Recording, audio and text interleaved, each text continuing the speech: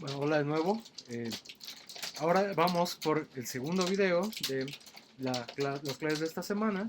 Y justo, así como veíamos, ¿no? Que vamos avanzando y fuimos observando los verbos, cómo van ganando cierto tipo de estructuras y cierto tipo de participantes según lo requieran ellos mismos, pues también nos vamos a encontrar con un tipo de construcción muy particular que en realidad nos va a demostrar que las relaciones sintácticas no solo dependen de verbos, sino que pueden establecerse también entre otros tipos de palabras, ¿no? Por ejemplo, si tenemos un sintagma nominal como el niño gordo, justo podemos observar que gordo se predica de niño. O si tenemos un sintagma nominal como la destrucción de la ciudad, pues justo hay una predicación sobre la ciudad y su destrucción, aunque no tenemos ningún elemento verbal, ¿no? Justo este tipo de relaciones que se establecen entre sustantivo y sustantivo, o entre sustantivo y adjetivo, son un tipo de construcción bastante particular que vamos a llamar atributo. Y vamos a llamar en español a cuando tenemos estas construcciones de atributo en una construcción oracional, vamos a llamar atributivas a este tipo de oraciones, y vamos a llamar verbo copulativo a los verbos que pueden establecer justo esas relaciones entre un sintagma de un tipo nominal y un sintagma también, por ejemplo, de tipo nominal, ¿no? Hay que decir que en muchas lenguas, por ejemplo, estas estructuras son en realidad las mismas que si fueran unas oraciones, ¿no? Entonces, por ejemplo, en náhuatl podemos encontrar un ejemplo como Inhueyitlacat, y esto significa el hombre viejo, o puede ser también el hombre es viejo. Entonces, justo aquí ya nos está saliendo qué estructura oracional es la que nos interesa en español, que es justo con un verbo copulativo, que es el verbo ser, ¿no? Eh, en muchas otras lenguas podemos encontrar que estos elementos copulativos son partículas, es decir, no son verbos, y vamos a encontrar que en muchas lenguas, incluso otra vez, por ejemplo el náhuatl, muchos de las construcciones que nosotros tenemos como predicativas o como atributivas, en estas lenguas de hecho tienen formas muy particulares verbales para expresarse. Entonces, por ejemplo, una construcción copulativa como estoy feliz, en náhuatl estar feliz es un verbo y entonces tiene exactamente el mismo comportamiento que cualquier otro verbo. Lo mismo estar enojado es un verbo y entonces tiene el mismo comportamiento que un verbo. Sin embargo, justo ya en español podemos ver, y en general, ¿no? En las lenguas europeas que les gusta tener verbos copulativos, podemos observar que, por ejemplo, encontramos una construcción como Juan está feliz o Juan es alto, donde encontramos un verbo que nos ayuda a establecer las relaciones entre un sustantivo y un adjetivo, o entre un sustantivo y otro sustantivo. Entonces decíamos, ¿no? Justo estas oraciones las vamos a llamar oraciones atributivas, y al complemento que se encuentra dentro del sintagma verbal lo vamos a llamar atributo. Y a los verbos que se utilizan en este tipo de estructura los vamos a llamar verbos copulativos. Entonces los verbos copulativos se caracterizan justo porque presentan escaso peso semántico, es decir, en la mayor parte de los casos, sobre todo el verbo prototípico copulativo del español es ser, vamos a observar que en realidad ser no tiene significado, ¿no? Entonces, ¿para qué se utilizan estos verbos? Nos interesan para poder establecer relaciones de predicado con elementos que no son verbos, ¿no? Es decir, con sustantivos o con adjetivos. Y en este caso lo que hace un verbo copulativo es recibir todas las marcas flexivas que un sustantivo no puede tener. En este caso, tiempo, número, persona, tiempo, modo y aspecto, ¿no? Entonces justo es a través de este verbo copulativo que se pueden establecer las relaciones sintácticas entre elementos que de otra manera no podrían estar fungiendo o teniendo esta relación, ¿no? Entonces justo este es el tipo de proceso que nos interesa en este momento. Entonces decíamos, ¿no? Que mientras ser carece de significado, vamos a encontrar algunos verbos que no están completamente borrados de significado y que también vamos a llamar semicopulativos, justo porque no todos sus usos son copulativos, pero hay algunos que sí lo son, ¿no? Y entonces en estos casos a estos verbos los llamamos verbos semicopulativos. Eh, Podemos reconocer claramente en español un verbo copulativo, que es ser, y otra serie de verbos semicopulativos que se ve que están en un proceso de gramaticalización, es decir, que empiezan a borrar su significado y empiezan a utilizarse solo en construcciones atributivas, ¿no? ¿Cuáles son estos otros verbos? Por lo menos hay otros dos que claramente están más hacia el uso predicativo, atributivo, que hacia un uso ya de predicado. Es decir, como un verbo, como otro tipo de verbo, ¿no? Estos otros dos verbos son estar y parecer. Y ahora justo vamos también a observar un poco la diferencia, sobre todo entre ser y estar, que son las que son más complicadas incluso para hablantes no nativos de español y que nos hacen cuestionarnos mucho a nosotros cómo es que utilizamos estos verbos, ¿no? Entonces, bueno, empecemos por ser. El verbo ser es el único verbo completamente copulativo. Esto otra vez significa que no tiene significado y que simplemente lo utilizamos como un elemento para marcar toda esta información de tiempo, aspecto, modo, número y persona que no podrían estar expresados dentro de un sustantivo, porque es justo la característica de la clase de verbo dentro de español, poder expresar este tipo de relaciones gramaticales más que de significado. Entonces justo ser no tiene, por lo mismo, porque no tiene ningún tipo de significado, no tiene restricciones combinatorias con el elemento que va a estar dentro de su atributo, es decir, el complemento del sintagma verbal que está formado por este verbo, ¿no? Entonces, bueno, por ejemplo, tenemos que distinguir que ser va a tener dos usos particulares, o sea, hay dos tipos de oraciones copulativas que se forman con ser. Vamos a tener las oraciones copulativas de caracterización y las oraciones copulativas de identificación. Las oraciones de caracterización se emplean justo para establecer qué características tiene el individuo del que se está hablando. Por lo tanto, reducen los referentes de que se habla y le dan ciertas características, ¿no? Justo con estas lo que queremos saber es cómo es el referente. Y entonces justo cuando tengamos este tipo de construcciones vamos a encontrar ciertas características sintácticas.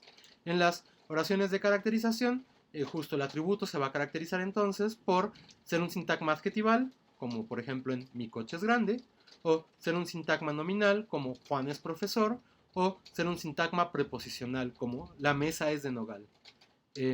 Otra característica que suelen tener los atributos dentro de estas oraciones copulativas de caracterización es que el sintagma que está dentro de la posición de atributo suele no tener un determinante, ¿no? Y justo eso es una de las cosas que las va a oponer con las de identificación, ¿no? Entonces, justo en las oraciones de identificación, el sujeto se caracteriza por ser un nombre propio o un elemento deíctico, es decir, es yo, tú, eso, o Juan, María, etc.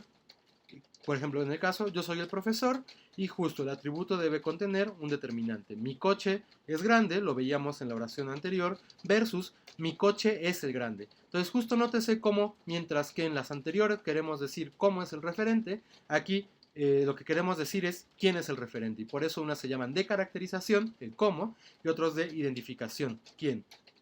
Y entonces justo tenemos una serie de pruebas para poder reconocer cuando tenemos una y otro tipo de oración copulativa con el verbo ser. Recuerden que estas solo son del verbo ser. Entonces, las pruebas que vamos a aplicar es que la primera, si el atributo es conmutable por lo o eso, entonces es una oración copulativa de caracterización, mientras que si se produce una forma gramatical al pronominalizar el atributo con alguno de estos dos elementos, en realidad lo que tenemos es una oración copulativa identificativa. Entonces, por ejemplo, mi coche es grande. Eso lo podemos pronominalizar por mi coche lo es o mi coche es eso. Y no tenemos ninguna marca de agramaticalidad. Entonces esta es una copulativa de caracterización. Mientras que yo soy el médico, vamos a encontrar que por lo menos es mucho más afectada una oración como yo lo soy o yo soy eso respecto de este referente oracional anterior de yo soy el médico. Y entonces justo esta particularidad, ¿no?, de que no es exactamente la lectura que estábamos buscando, nos va a decir que esta es una oración copulativa de identificación. Y vamos a tener una segunda prueba. Si es posible cambiar la estructura de la oración y pasar a la posición de sujeto, el atributo y el que era originalmente el atributo, y el sujeto pasarlo al nuevo atributo, entonces lo que tenemos es una oración identificativa.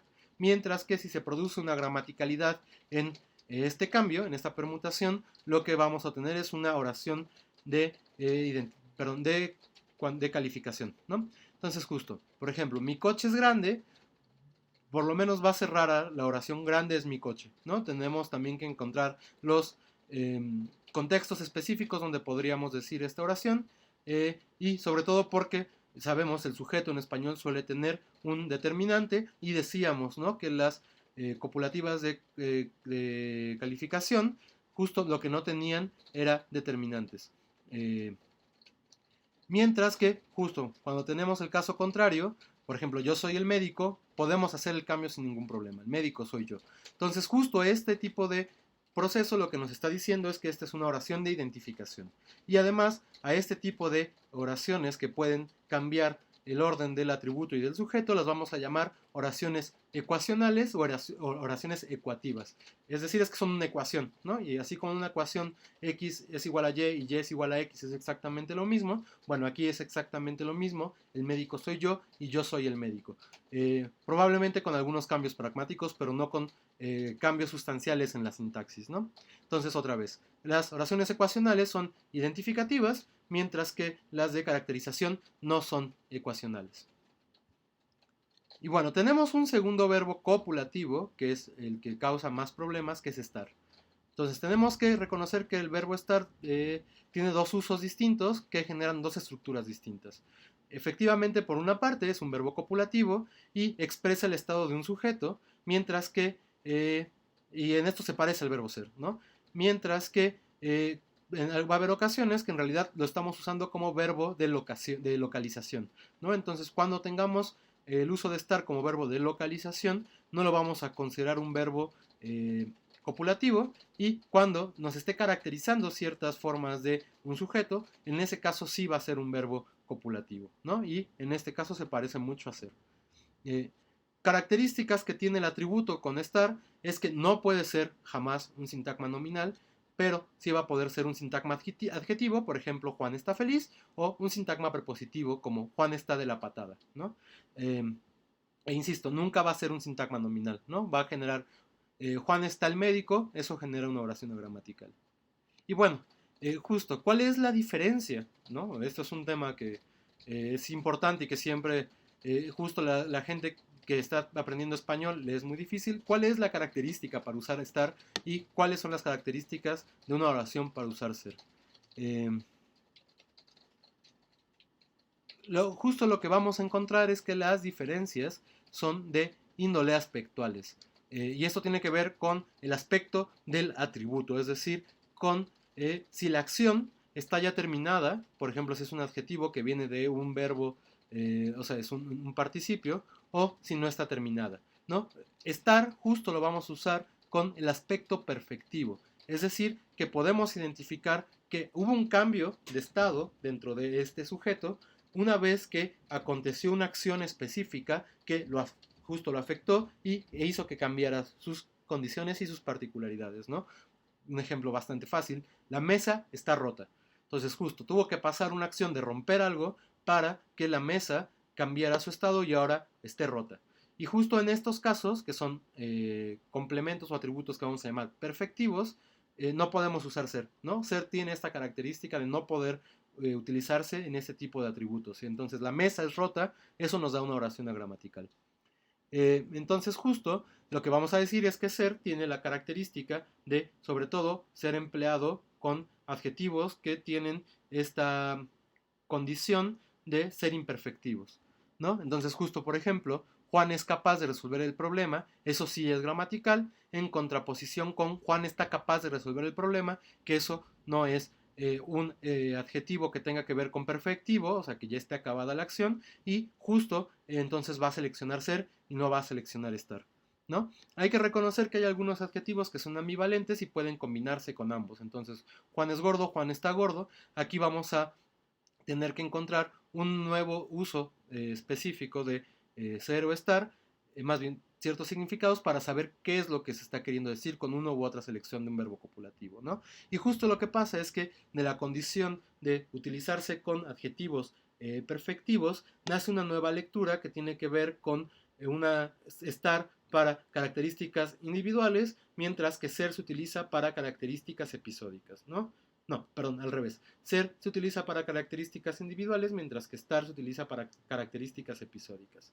Entonces, justo, un elemento imperfectivo puede caracterizar a un elemento durante largo tiempo, y mientras que, perdón, en imperfectivo, mientras que un perfectivo suele repetirse a lo largo del tiempo. Es decir, que mientras los individuales que usan ser significa que son características que, como no estamos viendo el final de la acción, pueden mantenerse a lo largo de un gran periodo, con estar justo lo que estamos diciendo es que son características que se adquieren y de repente puede haber una nueva acción que haga que ese estado cambie o que vuelva a estar dentro de ese mismo estado que ya había pasado en alguna otra ocasión. Entonces justo esto es lo que suele decirse de que ser y estar se utilizan ser para cosas que son inmanentes a la persona y estar para cosas que son tangenciales a la persona, ¿no? En realidad es que ser lo que pone de manifiesto es que es un aspecto que no estamos viendo acabado y estar pone de manifiesto un estado que ya estamos viendo completamente acabado, ¿no? Entonces esto nos resuelve esta cosa de por qué estar, por qué muerto se utiliza con estar si muerto es una condición completamente que ya es completa, que ya no se va a separar de la persona, pues justo porque la muerte la estamos viendo no en su proceso, sino en su culminación, ¿no? Entonces alguien no es muerto porque eso sería como pensar que el muerto puede durar durante un gran periodo y no va a cambiar su estado, sino que más bien utilizamos estar porque ya estamos viendo la culminación de un proceso, ¿no? Y entonces justo por eso en realidad no es como que qué extraño que estar se utilice con morir se utilice con estar, sino que en realidad es bastante consistente con la idea del aspecto en la diferenciación de estos dos verbos, ¿no? Y entonces justo eso es lo que vamos a asumir para saber cuándo se utiliza ser y para saber cuándo se utiliza estar. Y entonces, bueno, para distinguir los usos de estar, más bien ya de estos usos copulativos y estos usos como un predicado de la ocasión, pues podemos distinguir justo ciertas características, ¿no? Y la prueba que vamos a aplicar es que si conmutamos el complemento que tengamos por lo, entonces, y nos genera una oración gramatical, entonces justo eso nos va a decir que tenemos un uso de estar como un predicado, como un atributo, perdón, como un verbo copulativo. Mientras que si nos da una oración gramatical, tenemos un caso de estar como un verbo de la ocasión, ¿no? Entonces, por ejemplo, si queremos decir Juan está feliz o Juan está de la patada, ambos caben como Juan lo está. Mientras que si decimos Juan está en la sala, Juan lo está, ya no es una oración que haga referencia a está en la sala. Y entonces es distinto el uso de está en la sala que el uso de está feliz o está de la patada, ¿no? Y bueno, otro caso de otro verbo copulativo que vamos a encontrar en la lengua es el verbo parecer. Y bueno, la característica de parecer es que es como ser, se parece mucho a ser, pero tiene todavía un significado modal. Es decir, que mientras decimos que ser es una cosa de la cual no estamos haciendo ninguna evaluación, con parecer en realidad también estamos dando nuestra propia evaluación como hablantes. Entonces justo a esto es a lo que vamos a llamar modal o modalidad, y entonces parecer tiene mucho todavía este uso, ¿no? Entonces no es lo mismo, ¿no? Juan está cansado, ¿no? Y fíjense cómo utilizo estar, y Juan parece cansado. Mientras que en está cansado estamos afirmando que está y no estamos haciendo ninguna evaluación. Con parece cansado, nosotros a través de verlo o escuchar acerca de Juan, estamos asumiendo que él está cansado. Entonces justo esta va a ser la diferencia entre ser y estar y parecer, ¿no? Y de la misma manera, cuando tengamos usos con parecer, porque no todos son copulativos, tenemos que intentar pronominalizar con lo el elemento que está después del verbo, el posible atributo. Y si efectivamente nos da una oración gramatical, como en Juan parece cansado, Juan lo parece, entonces tenemos un uso copulativo de parecer, ¿no? Eh, y bueno, finalmente hay todavía una serie de verbos que pertenecen a la clase que sí vamos a llamar ya claramente semicopulativos, pues tienen muy pocos contextos que forman oraciones copulativas. Y estos verbos en general indican cambio o el resultado de un proceso o la continuidad o la persistencia de cierta característica, ¿no? Entonces, por ejemplo, en oraciones como la novela resultó un éxito, hay un cambio de estado y entonces justo ahí estamos observando que pasa de una condición a otra. Y eso es todavía ciertos usos con valores copulativos, aunque no solo, ¿no? Horacio quedó muy dolido por tu desplante, por ejemplo, entonces ahí sí, quedó, otra vez está hablando de las características que tiene Horacio y tiene valores copulativos, ¿no? Entonces justo ya llevamos resultar, parecer, quedarse, parecer no, parecer sí es copulativo, disculpen. volverse, ¿no? Todos estos verbos, específicamente además volverse y quedarse con formas con el pronombre reflexivo, van a tener valores copulativos y estos los vamos a llamar semicopulativos. El problema con estos es que a diferencia de todavía parecer, no podemos ponerlo o eso con una pronominalización del atributo en estos otros verbos. Entonces en realidad es muy difícil evaluarlos y pues tendríamos que asumir que la mayor parte de sus usos que nos vayamos a encontrar en los ejercicios van a ser por ahora copulativos, ¿no? Y bueno, finalmente, ¿cómo vamos a analizar este tipo de estructuras? Bueno, el atributo va a ir, así como el objeto directo, agarrado de la proyección mínima del sintagma verbal o del núcleo verbal. Entonces va a estar agarrado de lo que llamamos B' y entonces va a estar así tal cual, independientemente de cuál sea el tipo de sintagma, ¿no? Si es un sintagma prepositivo, bueno, entonces va a tener la estructura de un sintagma prepositivo. Si es un sintagma nominal, pues va a tener la estructura de un sintagma nominal. Y si es un sintagma adjetivo, va a tener la estructura de un sintagma adjetivo. Con eso no debería haber mayor problema, y los únicos casos que podrían ser complicados es que cuando estar es un verbo de locación, en realidad vamos a colocar al elemento, en este caso siempre un sintagma prepositivo, o un sintagma adverbial como en allí, pero generalmente prepositivo, vamos a colocar al sintagma prepositivo dentro de la extensión máxima de nuestro núcleo verbal. Entonces va a estar agarrado directamente de sintagma verbal, ¿no? Y esas serían las únicas condiciones, pero además habría que recordar que estos usos de estar no son copulativos, ¿no? Y entonces, bueno, esto es todo lo que hay que decir por ahora de los verbos copulativos y pues nos vemos en el Zoom.